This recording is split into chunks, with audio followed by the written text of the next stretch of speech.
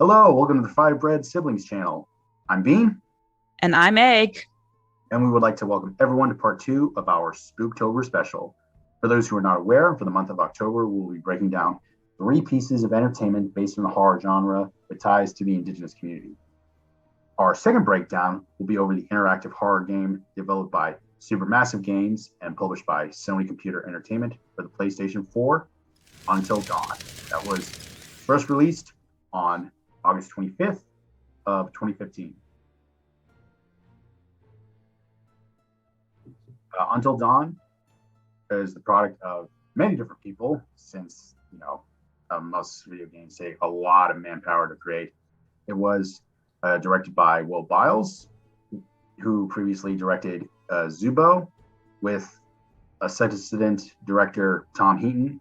It was produced by Pete Samuels, who has gone on to produce video games such as Hidden Agenda, Man of Medan, and The House of Ashes. The head co-writers were Graham Resnick, who has previously written for the horror film Dead Wax, alongside Larry Fessenden, who was written for films such as Windigo, Habit, and Last Winter. The lead designer was Nick Bowen. The lead music composer was Jason Graves, who has composed music for other video games such as the Dead Space franchise, Tomb Raider, the 2013 reboot specifically, and Far Cry Primal. And now I'll pass it off to Egg to talk about the historical background for the game. Of course. So, some of the historical background for this game. So, the monster found in the story and the supposed background behind it is based on the fears and horrors of the Angwan. Forgive me, I'm going to pronounce some things wrong since I am not First Nation myself, but the Angwan peoples, more I believe it's specifically. pronounced Algonquin. Thank you, Algonquin. Edit this part out, please.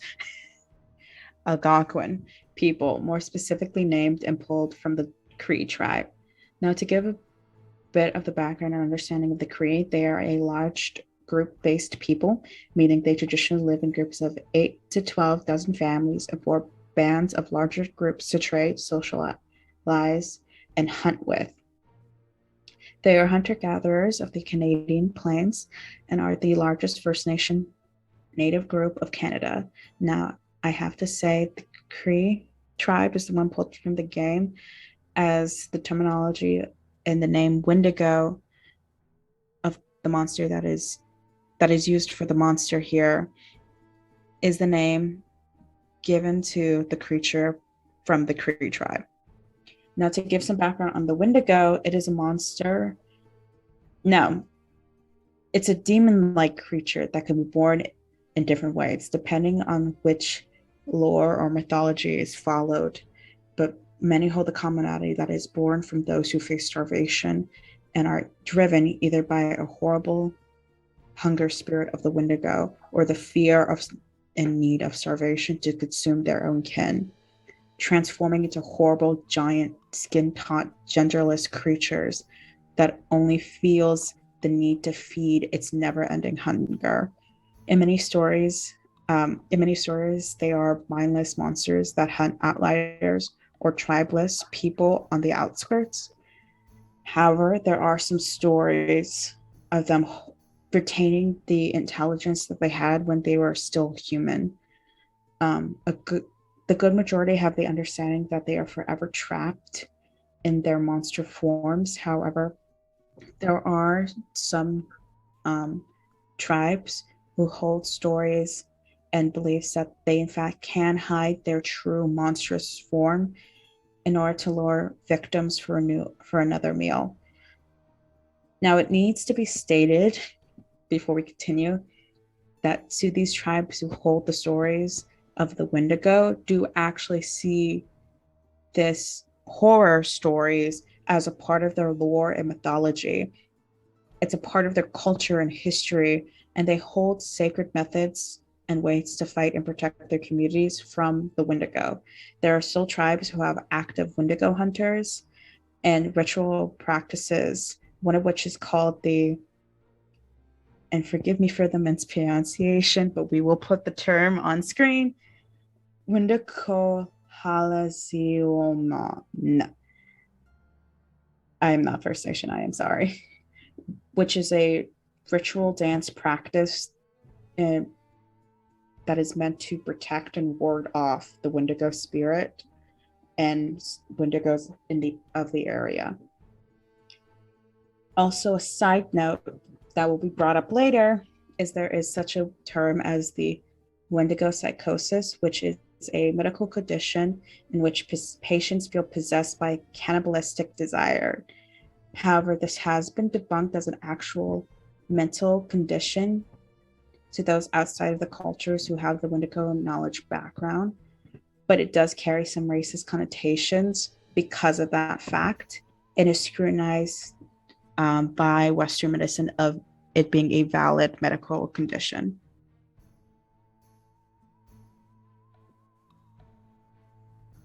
Thank you for all that info. To talk about the game again, the main characters involved are Michael Monroe, or Mac, played by Brett Dalton, Jessica Riley, or Jess, played by Megan Martin,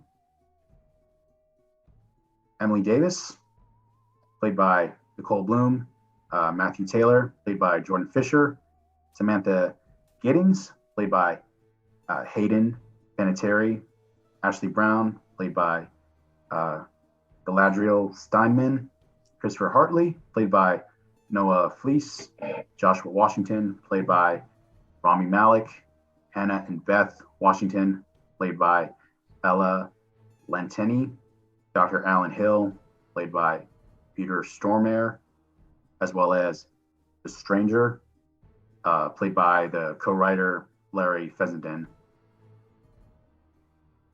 Now, to get into our review of the game, we're going to have to go into full-on spoilers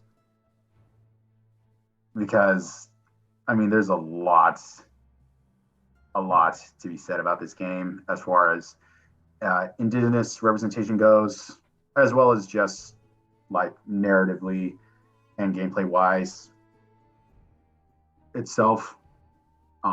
Egg, why don't you give your like positive impressions of the game based on what you've seen? Of course. Also, side note, this game has been out for what? Almost 7 years now. Oh my gosh, it is almost 7 years.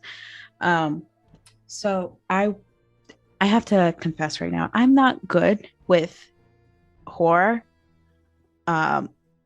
much less horror video games.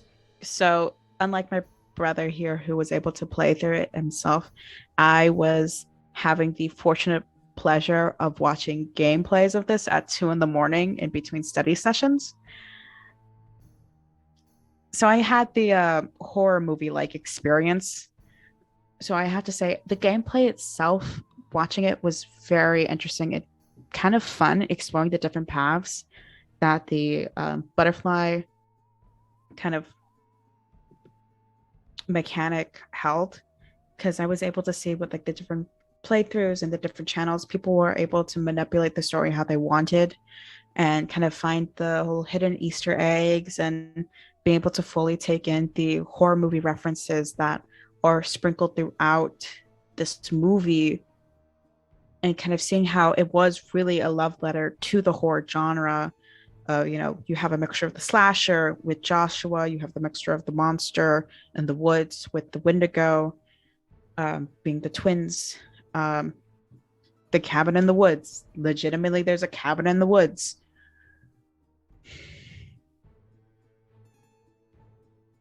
And it was also kind of funny at times because there's always the joke of like, oh, well, if I was in the horror movie, I wouldn't do so and so. But with this game, you could really play out what tropes would you accidentally fall into while being in a horror movie. And I did appreciate the fact that the game did take the measure to kind of honor the understanding of the Cree tribe in regards to respecting nature. because in the game mechanics, it's like whenever your characters disrespect nature in some forms, one of the scenes in the start of the game being shooting the bird, um, you get punishment for it, And then kind of with the narrative of the game, with the miners and the hotel and even the Washington family, building a residence on the mountainside, disturbing nature and the peace that was once on the mountain, there's punishment for it. But then at the same time, it does leave a bad taste, but I'll get to that later. Overall, because I was backseat watching playthroughs, I kind of enjoyed it. I like the fact that it did kind of feel like I was watching a horror movie, seeing people play the game. And I even remember still back in 2015, hearing the buzz about it and watching a few playthroughs live with that. And it was fun revisiting that part of it, I'll pass it back to you. Okay, so as far as the positives I took away from Until Dawn go, I will say that the video game's interpretation of the Windigo is interesting. I mean, it's not 100% accurate to the original mythology, and there are a lot of different interpretations, even among indigenous people, but it is at least more faithful compared to other depictions I've seen in media made by people outside of the community.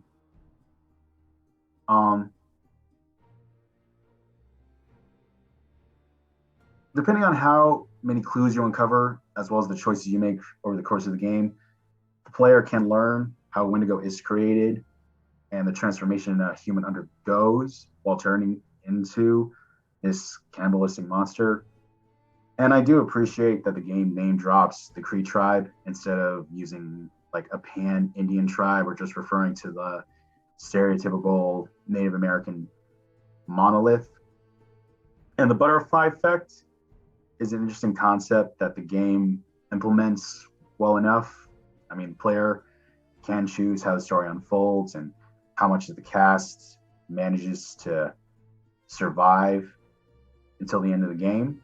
And based on what my own playthrough, I will say it can be kind of not necessarily hard, but like interesting who makes it to the end or not. I mean, based on my own playthrough, I was able to save all of the female characters, and none of the dudes survived. Oh, actually, no, that's not right. Unfortunately, Sam didn't make it on my playthrough. It was only the other two girls. Oh. Interesting choices were made. Yes. Interesting. My favorite character out of the entire cast would be the stranger. I mean, he immediately steals the show as soon as he comes on screen. And I found like they pulled with his character to be pretty entertaining, because initially he comes off as like the typical slasher character you see in a lot of horror movies. But then later on, towards the later stages of the game, you find out that, oh, he's not the bad guy. He's actually trying to help these people and keep them safe and fight the Windigos. So I really appreciate him. And I guess depending on how you read him, he could be at least partially native. But I mean, in terms of representation, I don't know if it counts, because again, the stranger character is portrayed by a white guy, and even if he was a proudly presenting indigenous character, he also was killed 4 minutes after being introduced. Yes. But I'll say that for the negatives. Speaking of which, Egg, you can go ahead and share your negative thoughts on the game, and I'm sure you have lots to say. Oh, I have lots of things to say. But before I do, I will also have to highlight my favorite character, which was none of the cast except for Beth. Beth was holding it down in the beginning, okay? She was trying to keep everything together. And then even in death, she still protected her sister by providing her flesh to be eaten. We love we love an older sister. Okay. Enough of my dark humor. So the negatives. It was, even though I did say this was a positive, it did kind of feel very reference heavy, very tropey. I understand it was a love letter to horror games, but the jump scares at the first half before the action really starts just felt so, I wouldn't say repetitive, but watching playthrough after playthrough of like every like let's play of just like either getting spooked of like, oh come on, why is this happening again? Like I feel it's no longer building suspense, it's very much getting in the way. To kind of highlight on the toxic relationship with the teenagers, it's like clearly evident that Beth really was the one holding the friend group together, which is why everything fell apart after they bullied Hannah outright at the beginning of the game. And Josh, a part of himself, like, and this comes back later on in the story plot, blames himself for not being there to protect his sisters. But in reality, it's clear that the whole friend dynamic was toxic to begin with. And I definitely felt like the POC characters were POCs for the sake of having POC characters. They very much felt whitewashed. I mean, like, Joshua, Hannah, and Beth are ambiguous brown. Their black token character was a athlete who may or may not die depending on your actions, trying to defend his Asian girlfriend, who they make a bitchy Asian stereotype, who also might be slutty. Like, what? I have confusion about that. But the one that got me the most was Jack Fiddler, aka the Stranger, who apparently is Cree based off that his grandfather, correct? Yes.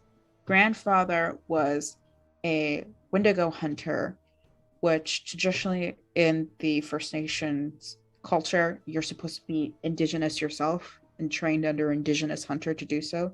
So that's implied either he's like descendant of Cree, has some Cree in some form, or the very least was adopted as the Cree.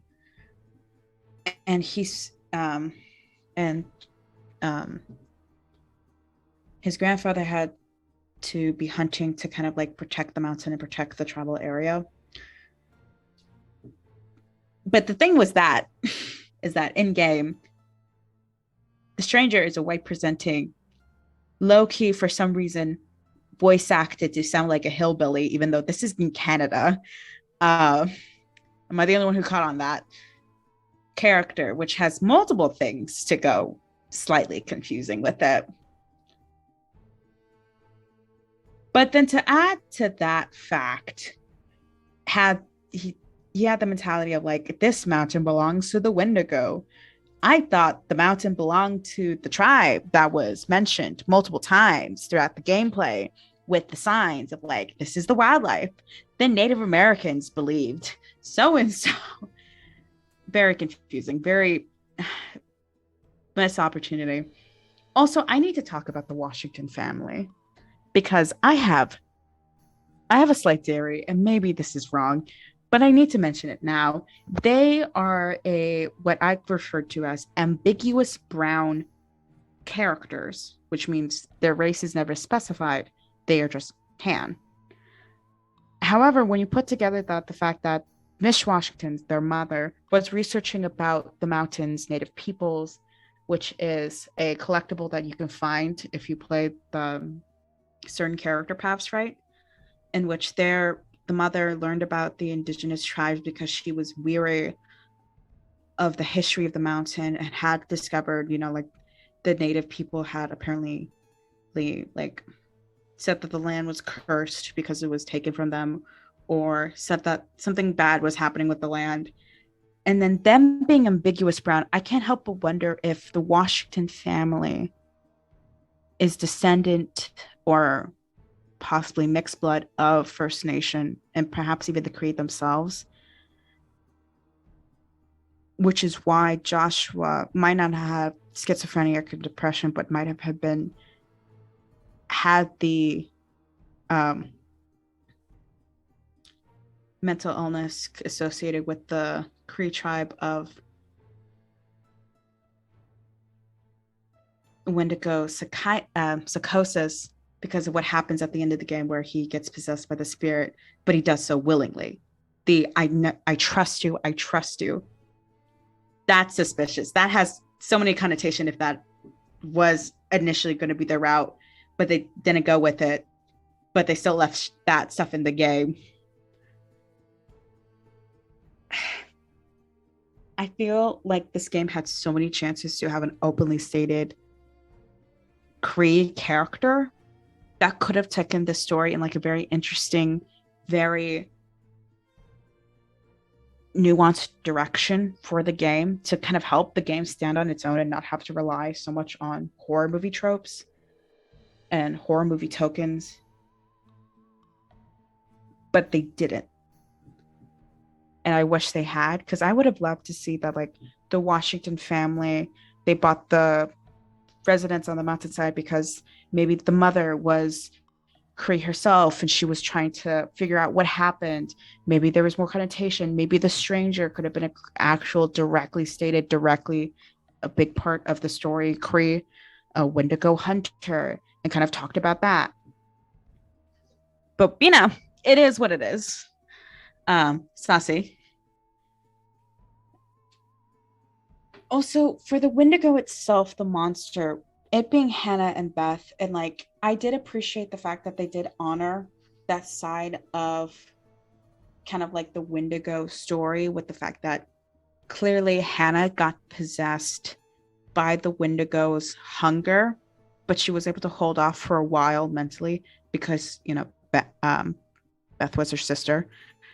But still, they were able to incorporate the eating of kin, because a big thing with Windigo mythology is that the sin that is committed that makes them into demons is the fact that they consume the flesh of their own, whether it be family, adoptive family, or that of, the people within their lodge.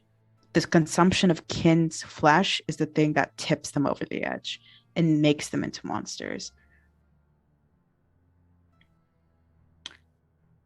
But they only got the look right. They got the taunt skin, they got the hunger, they got the teeth. But the Windigo actually has extremely sharp senses based on pretty much everyone, all the tribes that I've researched, understanding, because they're supposed to be these ferocious, like fear-inducing hunters. So they have super sharp eyesight, sense of smell and hearing. So like having the whole gimmick be like, oh, it's like a T-Rex, you can't move, felt so weird. Like you had I like the hiding mechanic. Why didn't they explore more with the hiding mechanic? I just feel like the story could have been set up in a more nuanced way, or even if maybe they needed to keep it sublimation, because this was an indie background. Like they could have taken the mythology of the Windigo and the Cree people, and the fact that this was set on clearly a indigenous burial site, cabin on a Native American burial site. Like that could have been not white guilt washed, but developed into an actual story. And I have to mention now, like the butterfly mechanic of them saying like butterflies are important to the native people of this region. For my research that I was able to find, that is, they pulled that out of their butts just so they can have the butterfly effect in the game, which I mean, they could have done, but made it more personal for like Hannah and be like, oh, it's a butterfly wing because it's Hannah. That's why she has the tattoo. Instead of trying to connect it to the indigenous peoples.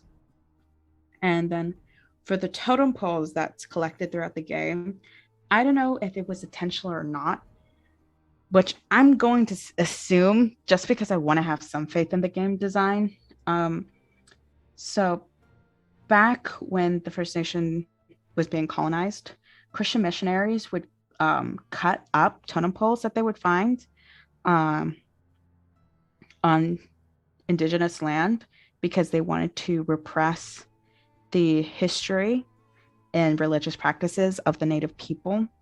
Also, side note, totem poles are primarily found on Northwest Coast First Nation, not really much in the plains, but there are mentions of it.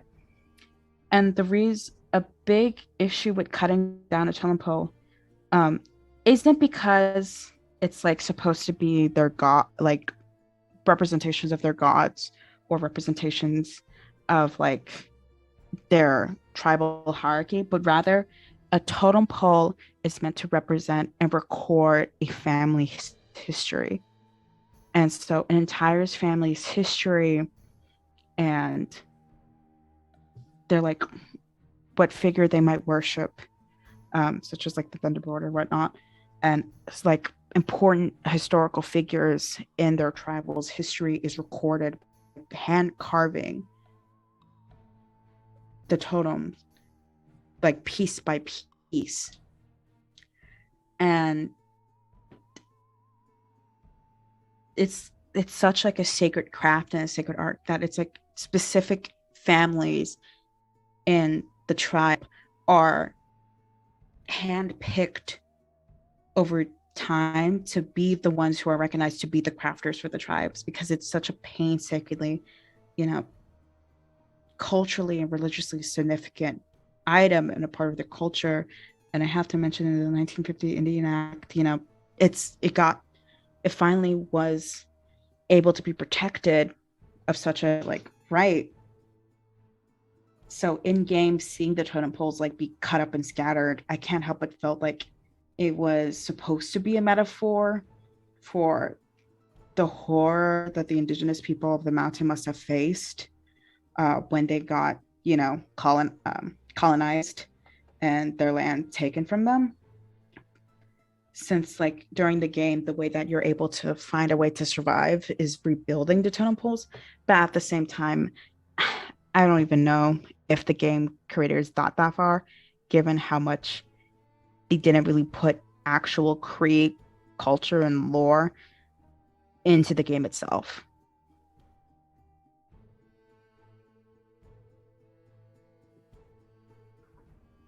Yeah, I mean, I share a lot of your opinions and specifically your negative opinions as far as this game goes. I mean, for me personally, first of all, there's not one single on screen Indigenous character throughout the entire game. And given how much this video game straight up appropriates from Indigenous culture, it really pisses me off that they couldn't be bothered to include one Indigenous character. And as much as I like the Stranger, I feel that he should have been played by a native actor instead of another white guy who has a peculiar interest in native culture, if his past work is anything to go by. And even setting aside the lack of native representation, I'm still disappointed that the only character I genuinely liked out of the whole cast is only on screen for like less than maybe 15 minutes before he's inevitably killed off in the same episode he makes his grand entrance. And the rest of the cast I found either insufferable or just indifferent to. I mean, I like a lot of the actors on screen, especially Rami Malek, but the characters they play are either so thinly written and tropey, or they're just so terrible and mean to each other that I just can't latch on to any one of them.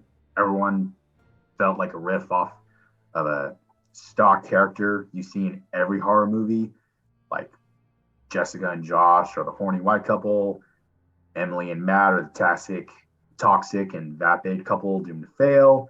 Sam's the obligatory final girl. Ash and Chris are another will they, won't they couple.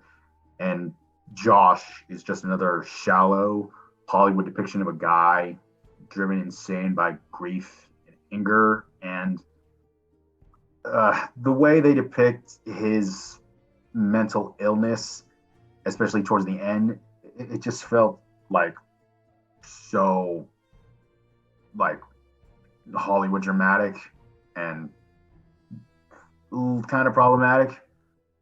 And Hannah and Beth's whole tragic Windigo arc happens almost entirely off screen. So their reveal doesn't hit as hard as it could have or should have, since they're such non-characters by the time they drop out of the game during the first 15 to 20 minutes. And as cool as the concept of an interactive movie may be, like so many other games with the same concept, there's a base storyline that cannot be changed, only the details surrounding it. So the choices didn't feel as meaningful as they could have been or should have been. At least that was my takeaway from it. So moving on to our final recommendation, what would you recommend, Egg? I would recommend it if you want to see what would you do in a horror movie, and if you want to be able to just like focus solely on the tropes of it and it being a love letter to horror. But if you're looking for Indigenous culture and Indigenous history, or wanting to support a game that is trying to highlight Indigenous like horror and mythology, this is not it. This is not it.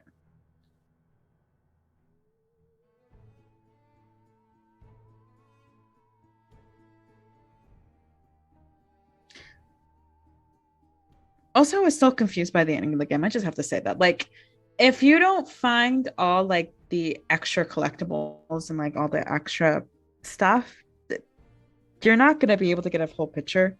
So if you're the type of person where it's like, I'm going to buy one game and play that for the half of the year that I have so I can save up for another game, being able to fully, go down every single decision path just for the sake of completion, this might have some value behind it. Or if you are playing one of the re-releases in like VR for the first person experience, this might hold some more value for you. But for me, it's a very much play it if you want to play a horror movie, or better yet, just watch your playthrough.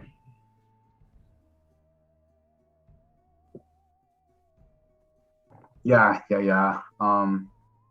As far as my final recommendation goes, in terms of Indigenous representation, I can only recommend Until Dawn as far as its depiction of the Windigo goes.